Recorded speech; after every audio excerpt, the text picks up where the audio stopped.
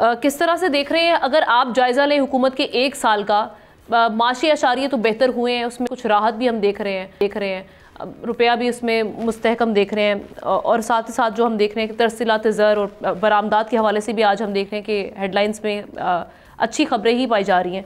लेकिन ओवरऑल अगर हम इसको माशी लिहाज से और सियासी लिहाज से देखा जाए तो एक साल आप किस तरह से देख रहे हैं गवर्नमेंट का, और मज़ीद किन चैलेंजेस का सामना रहेगा?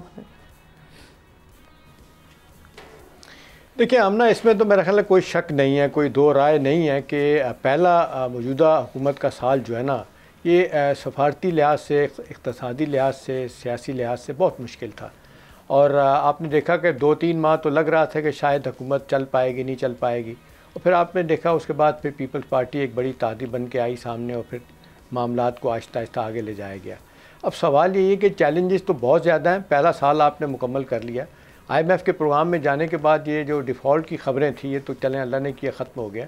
उसके बाद IMF के प्रोग्राम में जाने के बाद आप ना, असल बात यह है कि बाकी इंटरनेशनल प्लेयर भी आ जाते हैं साथ, और देखें जिस तरीके से $20 बिलियन की इन्वेस्टमेंट की बात कर रहे हैं 10 साल के लिए, वर्ल्ड बैंक, IFC वगैरह। इसी तरह फिर आप देख लेंगे सऊदी अरब, UAE, चीन, कतर, ये भी अपनी इन्वेस्टमेंट लेके आ रहे हैं। और अच्छी बात है कि पहले माली साल के 7 महीनों में $1.7 बिलियन की ये फ़ॉरेन डायरेक्ट इन्वेस्टमेंट आई है, और अगर यही सिलसिला रहा तो $2 से $3 बिलियन इन्वेस्टमेंट साल के आखिर तक आ चुकी होगी, जो एक बहुत अच्छी बात होगी। अब सवाल यही है कि जी आम आदमी की बात की जाए तो टेंजेबल रिलीफ तो आम आदमी को उस तरह नहीं मिला।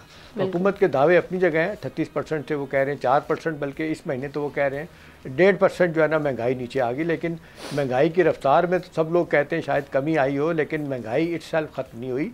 और आप देख लें अब रमज़ान में भी चीज़ें जिस तरह महंगी होती चली जा रही है, तो ये हुकूमत के लिए बड़ा अपहिल टास्क है कि आम आदमी को रिलीफ देना है तो किस तरह देना है।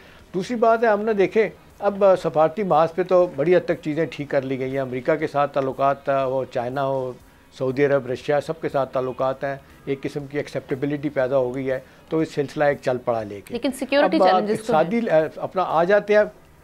जी हाँ, मैं उसी तरफ आ रहा हूँ। अब 2 चीज़ें बड़ी अहम हैं। एक तो ये है कि सिक्योरिटी चैलेंजेस ख़ास तौर पे KP और बलूचिस्तान में, वो आप देख लें कि 2022 से लेके देखा जाए उसके बाद जितनी तेज़ी के साथ दहशत गर्दी बढ़ी है, और मेरा ख्याल है 2024 में इसको संभालना बड़ा मुश्किल हो रहा है। इस फ्रंट पे हुकूमत की मुश्किलात हैं। अब बेशुमार कुर्बानियाँ फ़ौज भी दे रही है, बाकी सिविलियन अदारे भी, लोग उनके भी दे रहे हैं। लेकिन सवाल यह है कि इसके लिए क्या किया जाए। KP की हुकूमत कहती है डायरेक्टली हम बात करना चाहते हैं अफ़गान हुकूमत से। ज़ाहिर है वो तो नहीं हो सकता फेडरेशन को एतमाद में लिए बगैर।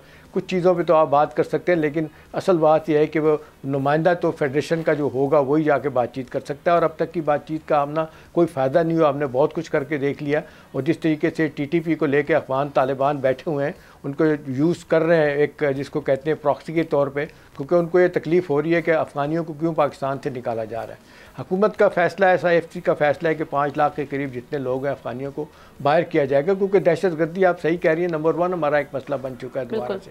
अब इस पर कंट्रोल करना अगले 4 सालों में या 2 सालों में, 3 सालों में, अब ये डिपेंड करता है कैसे चीज़ें ठीक होगी। बड़ी हद तक तो कामयाबी हुई है, लेकिन लॉन्ग वे टू गो। अब सियासी मार्ग पे बड़ा चैलेंज यही है कि PTI के साथ मामला बेहतर हुए नहीं हुए।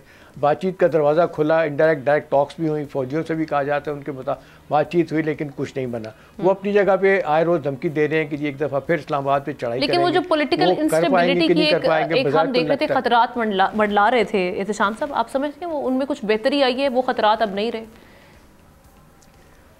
आमना, मैं वही बात करने वाला था। देखिए सबसे बड़ा चैलेंज हमारा जो है ना, वो इक़्तिसादी अदम इस्तेकाम तो किसी हद तक हम कह सकते हैं IMF के प्रोग्राम के जाने के बाद कम अज़ कम वो नहीं है, लेकिन सियासी इस्तेकाम जो है ना वो अपनी जगह पे बहुत बड़ा सवाल है।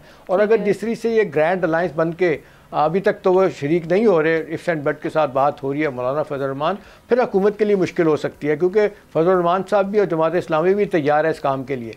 उनके पास आप देख लें वर्क फोर्स बहुत ज़्यादा, सड़कों पर लोगों को ला सकते हैं।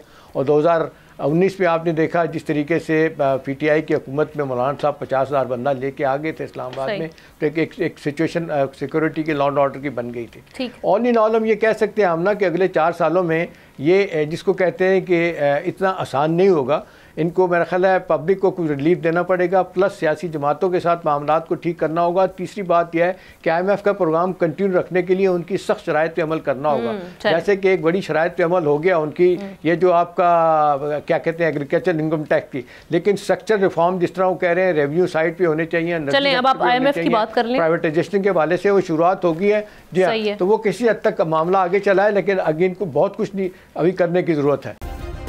सब्सक्राइब करें और बेल दबाएं ताकि कोई खबर रह न जाए।